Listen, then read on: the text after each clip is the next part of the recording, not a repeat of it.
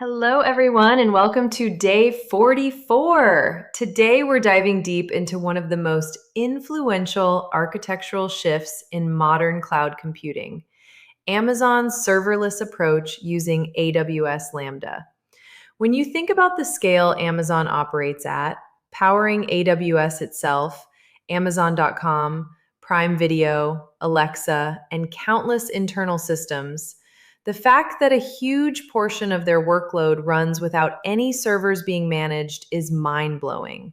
In this lesson, we'll explore how they achieved this, the architectural patterns they use, the trade-offs they made, and the lessons every architect can learn from their journey. By the end, you'll understand not just how Lambda works, but how to design entire systems around serverless principles for maximum scalability, minimal operational overhead, and dramatic cost efficiency. That's right, Anastasia. Amazon processes trillions of Lambda invocations every month. During Prime Day alone, they handle hundreds of millions of requests per second across thousands of services. The entire AWS control plane, recommendation engines, fraud detection, order processing, and even parts of Prime Video heavily rely on serverless components. This is the ultimate real-world validation of the serverless fundamentals we covered on day 10. We'll see how Amazon combines Lambda with API Gateway, Event Bridge, step functions, DynamoDB, S3, and more to create highly resilient, auto-scaling, and cost-optimized architectures.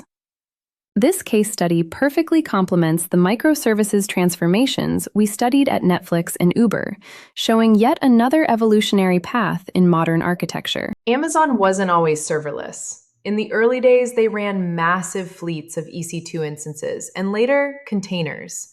Managing thousands of servers brought huge operational complexity. Let's look at the journey that led them to embrace serverless at scale.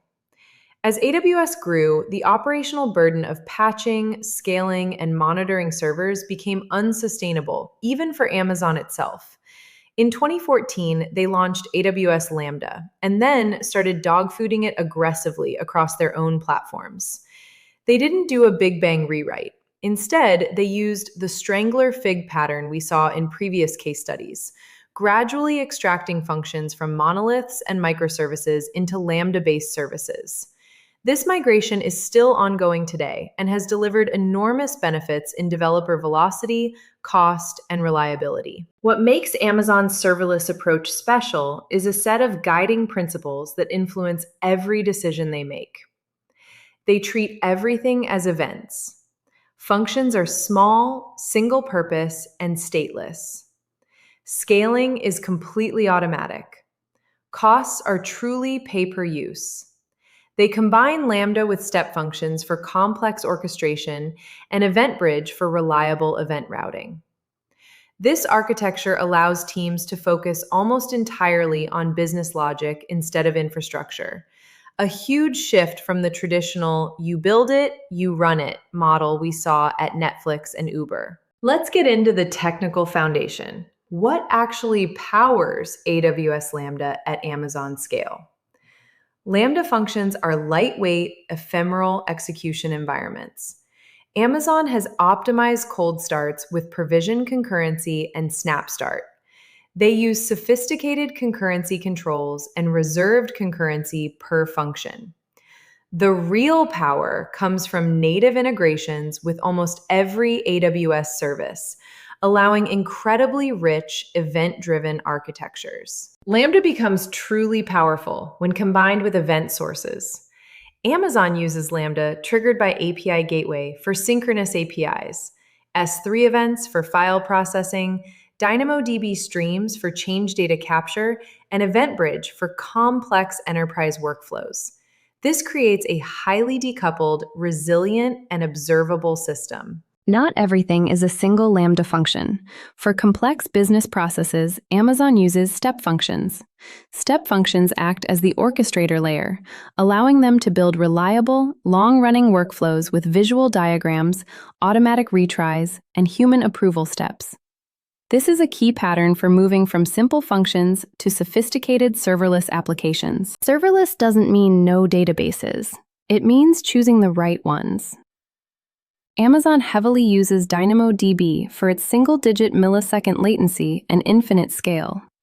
They combine it with S3 for unstructured data and implement event sourcing where appropriate. This ties directly to the polyglot persistence and data management lessons from previous days. Visibility is even more critical in serverless because you don't control the infrastructure. Amazon uses AWS X-Ray extensively for end-to-end tracing across Lambda functions and other services. They've developed sophisticated logging and monitoring practices that give teams complete insight despite the ephemeral nature of functions. Security is built into every layer of Amazon's serverless architecture. Every Lambda function runs with a tightly scoped IAM role. They use service control policies, encryption, and automated compliance scanning. This connects directly to our Day 41 compliance lesson. One of the biggest advantages of Lambda is cost. Amazon has achieved massive savings by moving workloads to Lambda. They use a combination of provisioned concurrency for latency-sensitive services and on-demand for everything else, plus savings plans for predictable workloads. Exactly the cost optimization patterns we covered on Day 40. Let's look at concrete examples of Lambda in production at Amazon. From processing millions of orders per hour to powering parts of their recommendation engine and real-time fraud detection, Lambda is used everywhere inside Amazon. These examples show how serverless can handle both high throughput and complex business logic. Serverless isn't perfect. Amazon has learned many hard lessons. They openly discuss cold start mitigation, the challenges of distributed debugging, and strategies for testing serverless applications. Understanding these trade-offs is essential. Amazon uses all three models depending on the workload. We'll walk through the decision framework Amazon uses to choose between pure serverless, containers, and traditional VMs. Amazon continues to push serverless forward. We'll look at emerging patterns and how Amazon is evolving their serverless platform in 2026 and beyond. Amazon's serverless adoption offers powerful lessons for all of us. The biggest takeaway is to think in events and functions rather than servers, and to continuously measure and optimize. Amazon also learned what not to do. We'll cover the most common serverless anti-patterns and how to avoid them. You can start using these patterns today, regardless of your scale. We'll give you a practical 90-day roadmap for introducing serverless into your own systems. It's valuable to compare all three case studies side by side.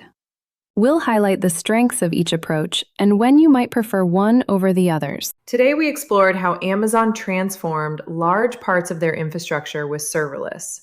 We saw real patterns, real trade-offs, and real results at the absolute highest scale. That brings us to the end of today's deep dive into Amazon's serverless architecture. Tomorrow, we look at edge computing. Don't forget the homework. It's a great way to start applying what you learned.